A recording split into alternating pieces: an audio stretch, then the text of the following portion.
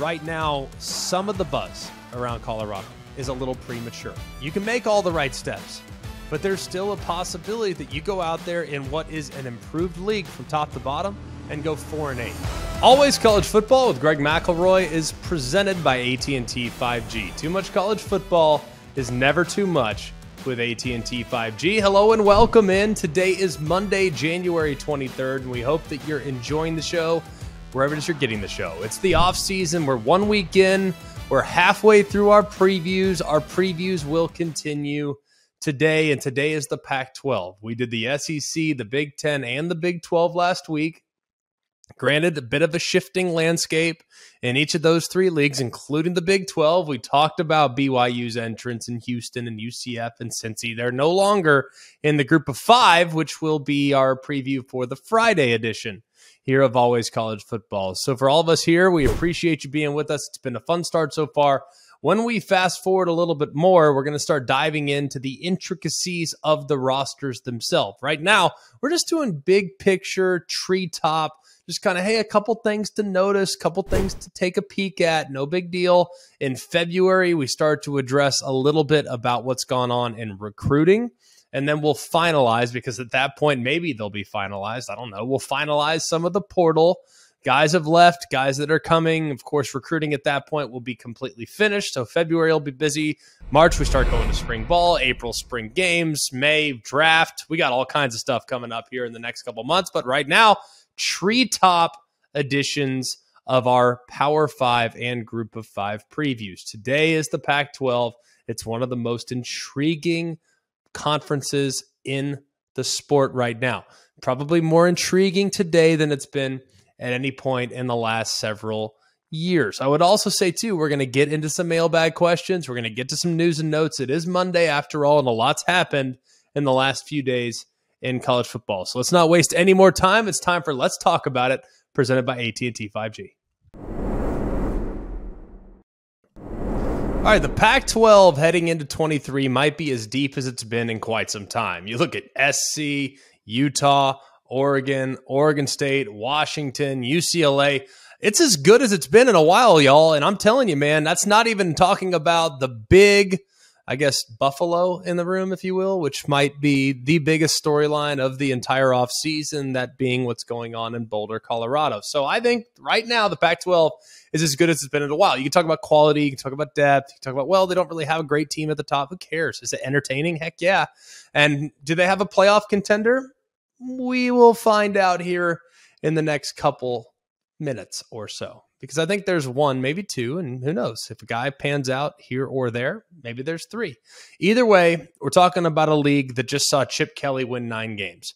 We're talking about a league that had a Heisman Trophy winner. We're talking about a league that returns a handful of quarterbacks, one being the Heisman Trophy winner. Bo Nix was in the mix there for a little bit. Cam Rising at Utah, coming off the injury, he's in the mix. Michael Penix, probably the most underappreciated quarterback in the mix, but look at what he did last year.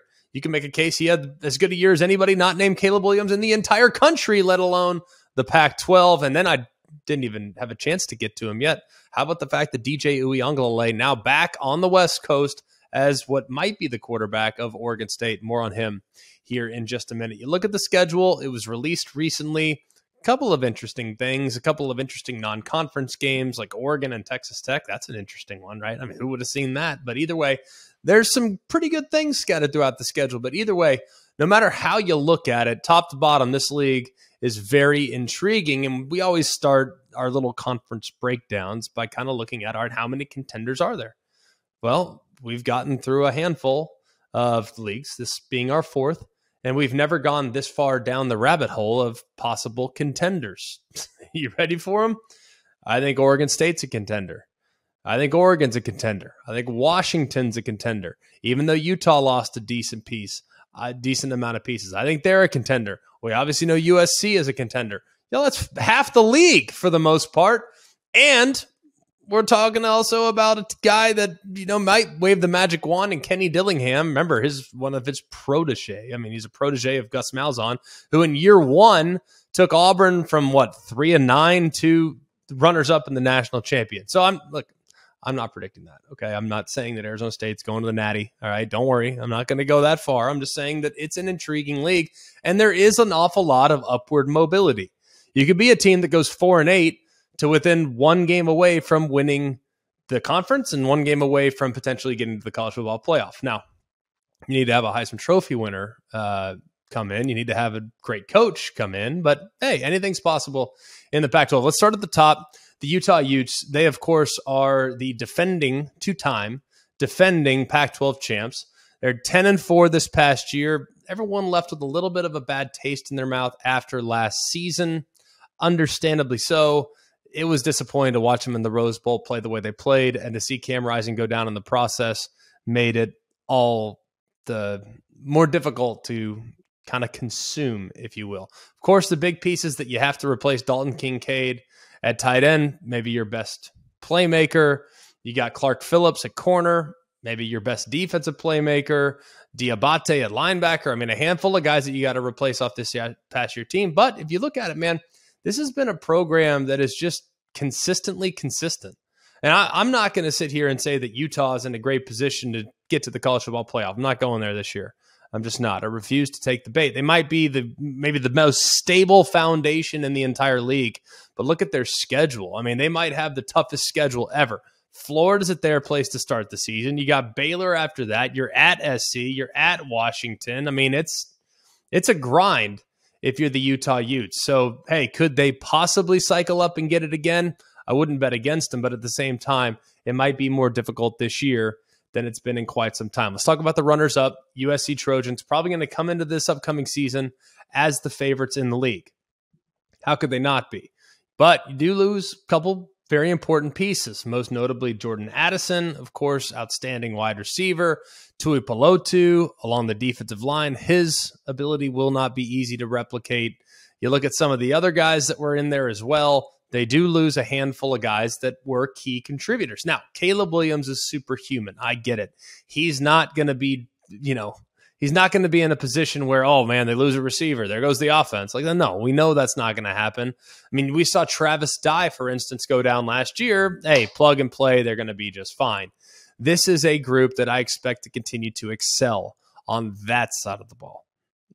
But when you take everything else into consideration, there are question marks on defense, man. And you can tell me all you want about the guys they've added. Look at the pieces that they've added. Yeah, they went out and they got Malachi Nelson. He's the next heir apparent after Caleb Williams. And you got these wide receivers that are coming in and Branch and Lemon. You got all these guys, these playmakers that all want Dorian Singer.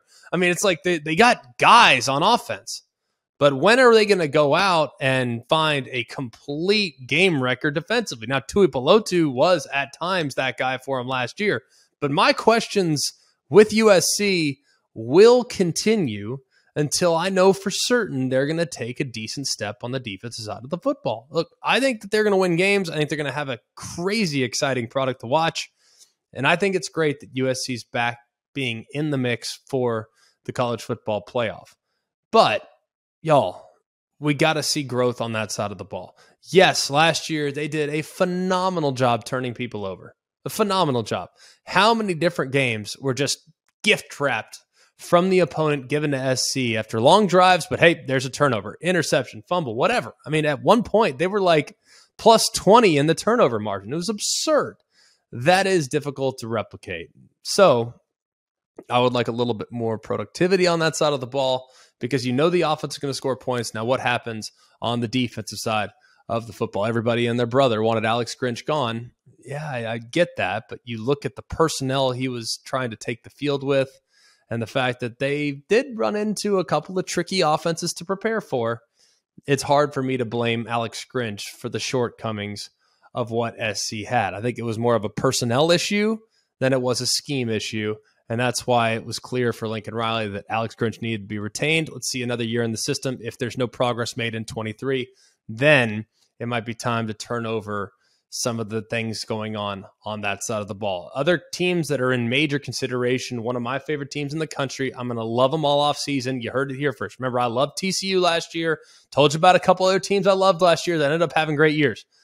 This is the team this year that I think will come in under the radar, But then again, at the end of the year, we're going to be sitting there in November. They're going to be 9-1. You're going to say, goodness gracious, Washington's rolling.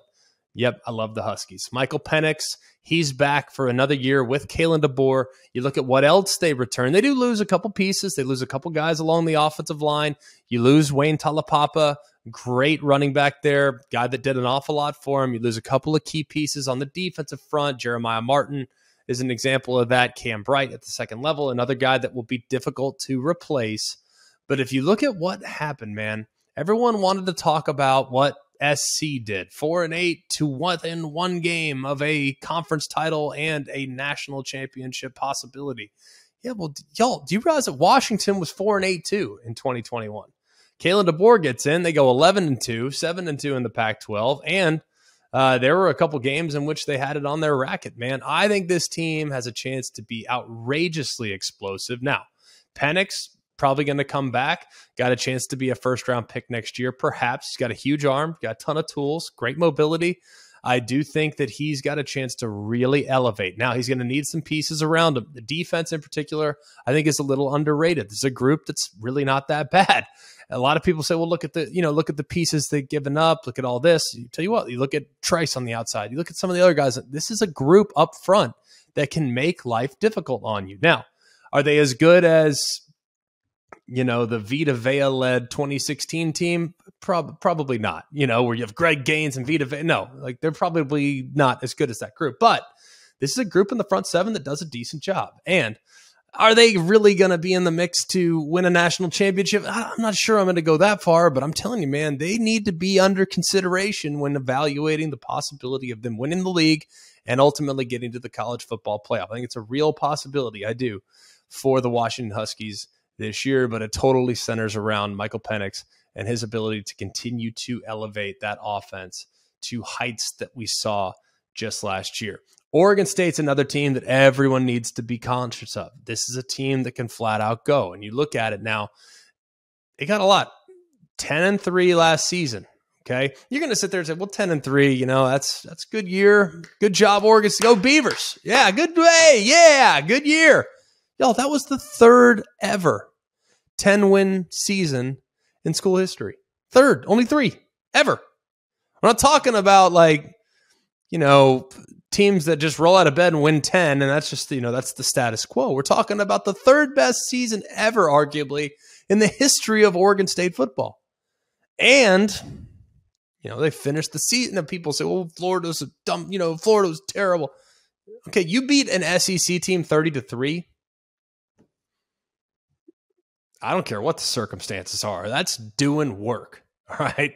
That is doing work. You went by 4 touchdowns against a team with NFL talent. That's doing work. I don't care what the circumstances are. Now, here's the problem. We all know Oregon State can run the ball, right? We all remember there were times in which they completely abandoned the pass and put it all together offensively by just being completely one-dimensional and establishing their line of scrimmage play and just getting after folks. Well, the good news is you bring 4 back along the offensive line. That's encouraging. But are you really going to compete for championships by exclusively running the football? People might say, well, no, not in today's day and age. Now, I think you can, but the pathway to victory is a little bit more narrow if you live the way Oregon State lived in 2022. Here's the good news. You bring in DJ Uiagalelei. Now, you're going to say, well, DJ wasn't great at Clemson. Fair. I get that. I think that there's a lot of room for growth with DJ, but remember what DJ was in 2020. Go back and watch the game against Boston College. Go back and watch the game against Notre Dame. Those were 2 fine football teams. He looked pretty composed in those 2 games. Now, in 21 and 22, didn't look quite as good. A little rattled. I feel like it carried over. There were some other things that had an impact on DJ Uiagalelei's play, but I'm cautiously optimistic that he can improve a passing offense that ranked 11th out of 12 in the Pac-12. Okay, I think you put him in right now. I don't think he's the 11th best quarterback in the Pac-12. I just don't. I think he has a chance with a fresh start, with an offense that's going to center around running the football. He's going to be able to hit play action. He'll be able to contribute a little bit with his own legs. And hey, he's going to have guys wide open. Why? Because if you bring 4 back off on an offensive line that can flat out mow you down, what do you think those safeties are going to be doing in the back end? They're going to be triggering on the run, which is going to leave one-on-ones downfield. I feel confident enough that DJ, with good protection off play action, he can hit those guys. Now, if you put too much on this plate, yeah, he might crumble upon himself. But I still think the talent is there. And I think he's an immediate upgrade to Gulberson and the guys that they've had at quarterback in the last couple of years. Now, there are a couple things for Oregon to take into account. We reference Penix. We reference Cam Rising. We reference Caleb Williams. We reference all these great quarterbacks that are going to just air it out and carve you up through the year. Well, it's not a great situation that you're going to have 3 guys that need to kind of be broken in the secondary. You lose 3 back there, not ideal. It's not ideal at all. But you go out and you add a guy in the transfer portal, Omatosho, guy who transferred over from Wyoming. At Wyoming, he had 6.5 sacks and 46 tackles. Another in a long line of guys now that are in the FCS and or the group of 5 that want to cycle up and try their hand at the highest levels of college football. Maybe Olawashai Omatosho. I feel like that's pretty good, by the way, for January. I feel good about it. I think he's got a chance to be an immediate contributor there along the defensive line of scrimmage. So keep an eye on that guy. And then finally, amongst the contenders, let's go to the Oregon Ducks. Much was made about Oregon and the season that they had last year. It was a season of runs. Some weeks they look great.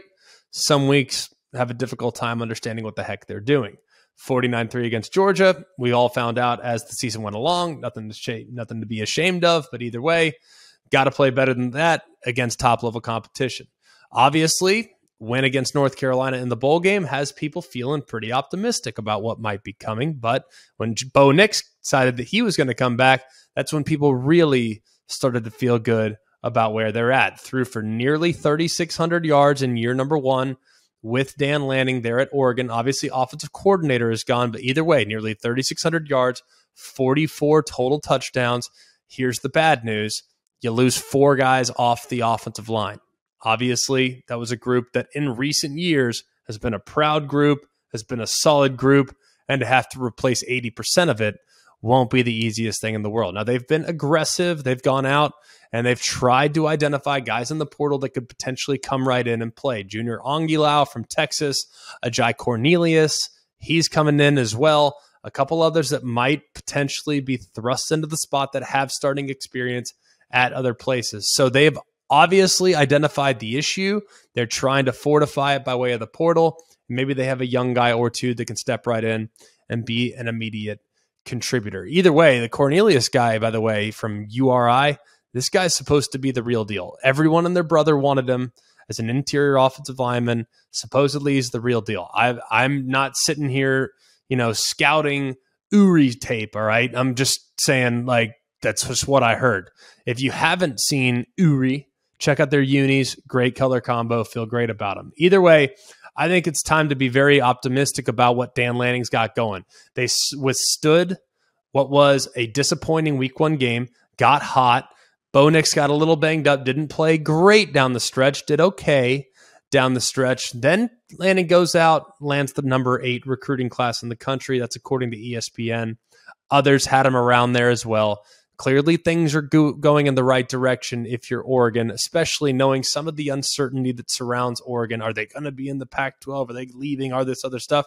To go out and land top 8 class, got to feel good about how Dan Lanning attacked it on the recruiting trail. All right, those are the contenders, okay? But I think every single one of those teams right now, you could make a case they are back page news compared to what's going on in Boulder, Colorado. Now, I've known Deion Sanders since I was 15. Was very fortunate to have kind of grown up around the Dallas Cowboy program. Deion Sanders, of course, an integral part of the Dallas community. And Deion Sanders knows how to do one thing extremely well, and that's market.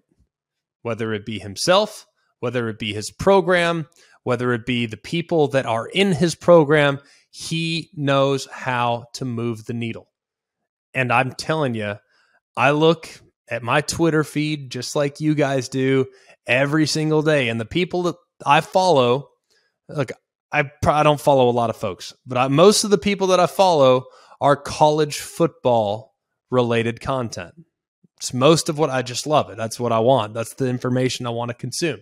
Most of the people I follow, college football related content. Now, with the exception of Alabama, Georgia, Ohio State, and the usual suspects, the most information I'm getting right now is about Colorado.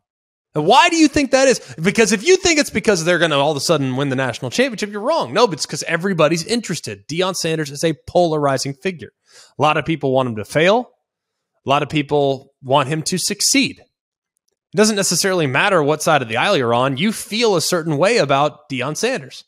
Now, I'm not saying that how you should feel, what you feel. Some people think that his motivations are purely, it's all about him. Some people's like, oh, it's all about the kids. Like, everyone feels differently about Deion Sanders becoming the head coach at Colorado. I don't care how you feel. All I know is that you do feel. Like, you feel a certain way. That's why there's so much coverage about what's going on with Deion and his team. And if you look at how he's gone out and attacked the portal so far, now he had to, right? There was going to be turnover.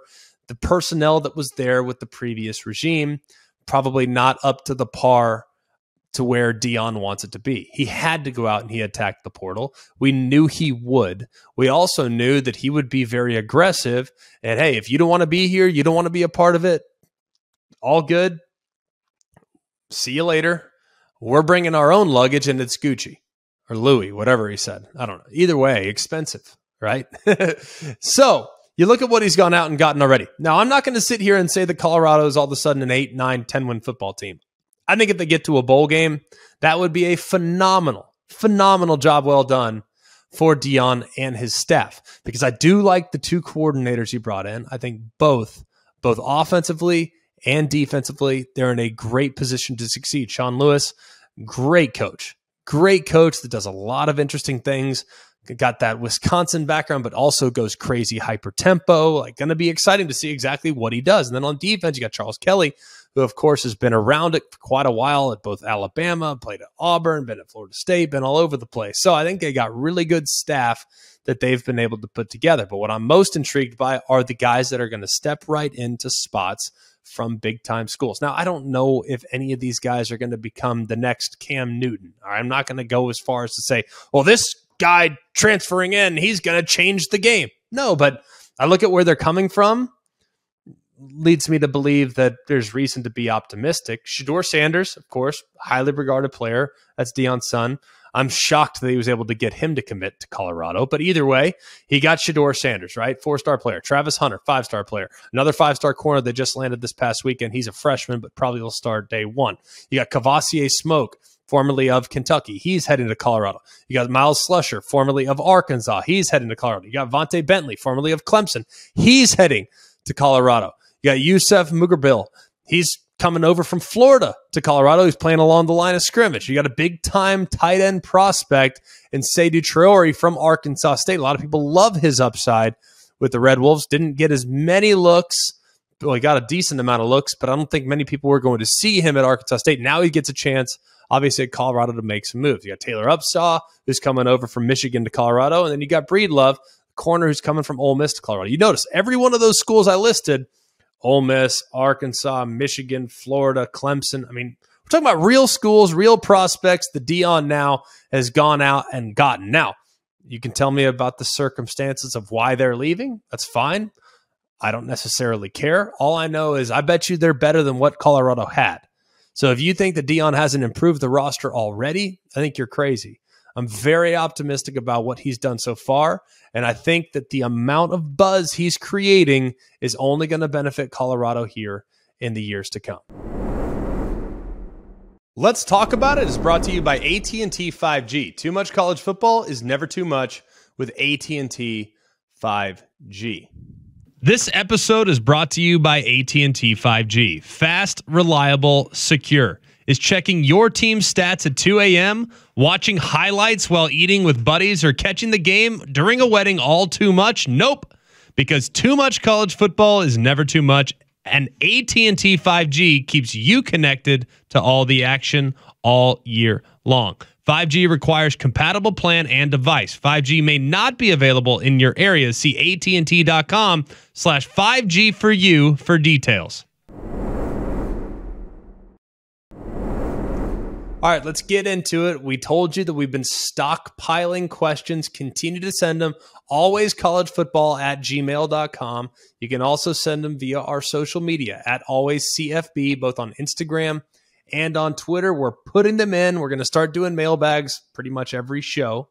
Not every show, but a decent amount. So continue to send those in, and we look forward to our interaction. We'll get to your questions as soon as humanly possible. Coob, let's kick it off. All right, first one, you mentioned it earlier. Everybody wants to hear about Coach Prime. Comes from Brett. Everyone is raving about Deion Sanders and how great Colorado could be in a year or two. But I'm pumping the brakes. Plenty of coaches have had great starts but fizzled out. What, if any, concerns do you have about Coach Prime? I have concerns because I feel like, and this is not exclusive to Coach Prime, right? This is more big picture. Everyone just assumes, oh, well, you know, we got to, I'll tell you what it is. You know who ruins it for everybody? Josh Heupel, Sonny Dykes. Like, oh, hey, change the head coach. The head coach was the problem. It wasn't the player. The head coach was the problem. We're going to bring in this new guy. He's going to jumpstart the engine. And all of a sudden we're off to the races to, 10 wins every single year. Like that, it just doesn't happen that way.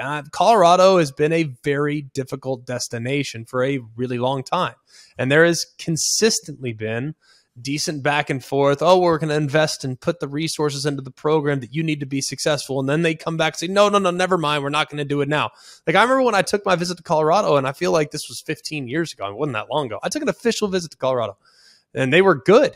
They were really good. I mean, Colorado there in the mid 2000s was legit. So, I took visits to Bama and, and other places and whatnot. Colorado's in because it was one of my top 5. Like that was a really cool place at the time. Now, they have clearly fallen on hard times. They were in the Big 12 at that point, so a lot's changed. Either way, you look at where Colorado is. Not a ton of in-state talent, so you need to make sure you go out and have a forward-facing coach that everyone wants to go play for. They did that. I think that they're going to invest in the program. It feels like they're going to be a player in NIL. It just feels like all the right steps have been taken. You can make all the right steps, but there's still a possibility that you go out there in what is an improved league from top to bottom and go 4-8. It doesn't mean that the program's not better. It doesn't mean that they're not making improvements, but it means that there are stepping stones that you need to take as a program in order to get to a little bit more consistent relevance. And I think that right now, some of the buzz around Colorado, like we talked about, like some of the buzz is a little premature. I'm very excited, very, very excited about what they have. For instance, they go out and they get the top corner in high school football that's going to be playing and likely starting day 1 in college football. He's still a true freshman. He's still a true freshman. I went out there at Alabama. We had a guy named D. Milner, ended up going to the top 10 in the NFL draft 2 years later, and he got absolutely destroyed by Alshon Jeffrey throughout the course of a 60-minute game. Why? Because he was a freshman. It's not because he doesn't have talent. He's unbelievable. 5-star player in high school, 5-star player in college, eventual top 10 pick in the NFL draft. But he's still a freshman. There's growing pains, and there's going to be growing pains occasionally when there is transition. So while I'm optimistic about what Deion's doing, I just hope people don't think that the progress is stalled if he goes out and has a substandard season as far as wins and losses are concerned. All right, next one comes from Steve in New Mexico. Why is the Pac-12 so overrated when on-field performance doesn't justify it? How is it overrated? I feel like, if anything, the Pac-12 has been a punching bag so to speak. Hasn't gotten to the college football playoff, hasn't performed well when given the opportunity to play in big non-conference games. Like, look at the Pac-12 last year, for instance, week 1. We're sitting there saying, well, Pac-12's dead. Oregon lost to Georgia. Utah lost to Florida. All right, put them to bed. I mean, the Pac-12 is not really overrated. They're also not really underrated. I think they're appropriately rated depending on where they're at. And I, for one, I think that the Pac-12 is actually improving. The problem with the Pac-12, and this has been the problem for as long as I've been covering the sport, been calling games for 7 years, I've been in the sport for 9, or been, in this line of work for 9 years, 9 seasons, which to me is still mind-blowing. Either way, 9 seasons I've been doing this, 7 games in the booth, and have called Pac-12 games in every single year. Here's the issue with the Pac-12. Team 1 versus Team 10, the gap is not that wide. It's not that wide. Team 10 can beat Team 1 any given Saturday. Why? Because Team 10 might be playing at altitude and mile-high environment, and, Team 2 might be a desert team. You go up to the Palouse, like, you have all these different weather conditions. You have all these different variables. You're in different time zones. Like, I think playing in the Pac-12 is incredibly difficult. You could play a game at sub-zero temperatures one week and then play a game in the hundreds the next week. I mean, that's, to me, is mind-blowing. And the Pac-12 has never done themselves any favors as it relates to scheduling.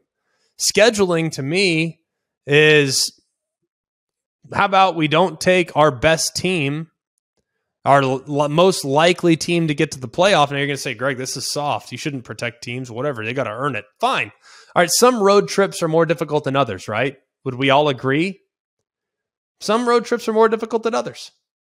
And if you are, say, SC, and you have real college football playoff aspirations, and you're the only team in the Pac-12 at the time that has those real expectations, hey, let's not send them to Washington State on a short week where they got to play on a Friday night at 10:30 Eastern on FS1 when very few people are even, dialed in, let alone you're going to watch them lose.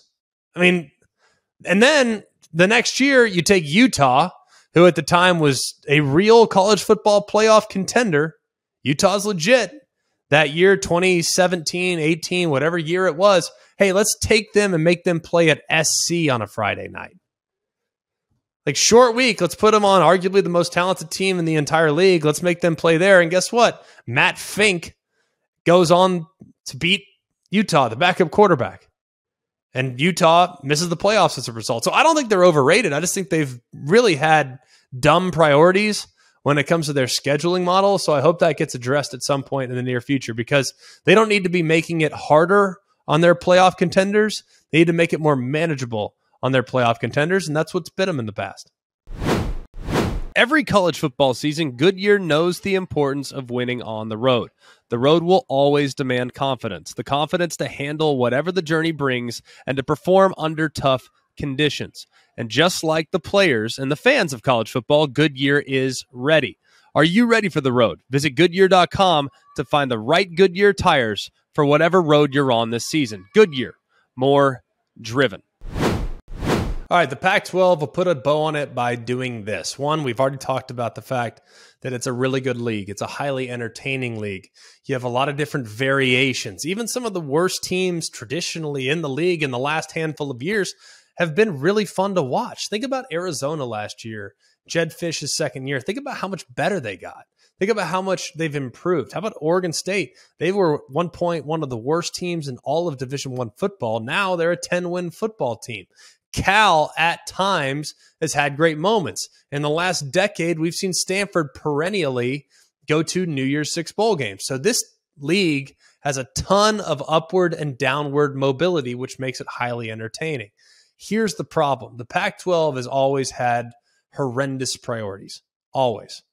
And they've always had challenges as it relates to interest, because people want to make the argument, well, there's a lot going on in these big cities, and they're not really in college towns, at the exception of Eugene, Corvallis, and Tucson. They're all in big cities and Pullman. It's like, yeah, I guess, But you put a winner on the field, people are going to be there.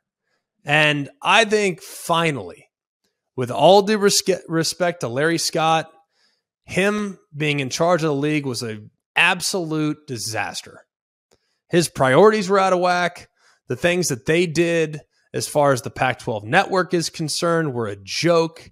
They put the Pac-12 headquarters right in downtown San Francisco, which was arguably the most expensive real estate in the country. They decided to move. They didn't put them in Reno. They didn't put them in, Riverside. They put them in San Francisco, which costs a fortune, which means as a result, every one of their high-level executives was making a fortune relative to that of their counterparts in other places. Where's the SEC? Birmingham, Alabama. How much do they pay in rent? $1 a year. Where's the ACC? Out in the middle of nowhere. Well, middle of nowhere is a bit of a stretch, but they're out removed from high-level expenses in North Carolina. Yes, the Big Ten's in Chicago, but for the most part, Big Ten can certainly afford to be in Chicago. All I'm saying is I feel like the league was painfully mismanaged for as long as I can remember. George Kliavkov's come in, and he's been dealt a bit of a tricky hand. With USC and UCLA's imminent move to the Big Ten, it's going to be difficult to try to put together a legitimate, media rights deal. But either way, remove SC and UCLA for the moment because they are obviously lame ducks here in 2023. Think about even after they leave. Who's more exciting right now to you? Oregon or UCLA? Who's more exciting to you? Utah or UCLA? Who's more exciting to you? Washington or UCLA? And this is not me beating up on UCLA. All I'm saying is the league still has high quality, even in the imminent departure of USC and UCLA. Now, are they going to add a, San Diego State? Are they going to add a Fresno State? No. I'd be surprised. Are other schools likely still willing to answer the phone call from the Big Ten if and when it's made? Absolutely.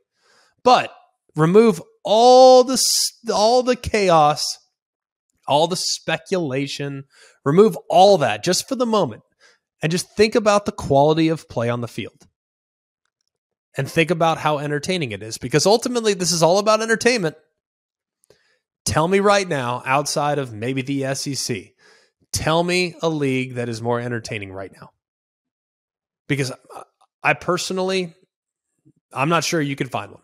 The Pac-12 from top to bottom every given Saturday is going to deliver. And if I'm a TV media rights holder, you got to have audiences to sell ads. You got to have ads to be able to provide revenue.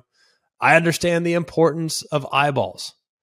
But for me, as a diehard college football fan that will watch every game, regardless of what time it is, and yes, I have to sit there, like Clockwork Orange at times at 1 o'clock in the morning watching Oregon State against Cal on an iPad because I can't get Pac-12 network on my television. Yeah, I'm going to do it.